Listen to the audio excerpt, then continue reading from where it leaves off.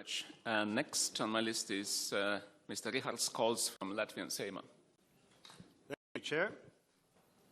Well, I would like to start with quoting the National Security Advisor for the U.S., Zbigniew Brzezinski, who 30 years ago said, "Without Ukraine, Russia ceases to be an empire, but with Ukraine subverted and then subordinated, Russia automatically becomes an empire." This is existential threat that we are facing in Europe. It's not just something that will overcome in 5 or 10 years. This is now or never. So therefore, what we are saying here, I congratulate what German colleagues are saying, calling for more armament to Ukraine. Calculation. The war lasts already 586 days.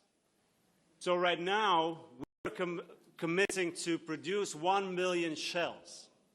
Let's take a mirror. Let's look. How many shells do we have since we announced such a bold decisions? So this is something where we have to reflect each other at our homes and do more, way more than we are doing right now. Last but not point I wanted to make is actually, well, this is the hard power. The soft power is obviously sanctions.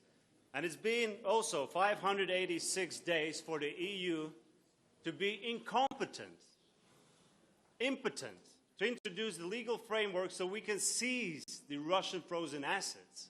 So my suggestion, and this is really, colleagues, there are two things you cannot avoid in this life.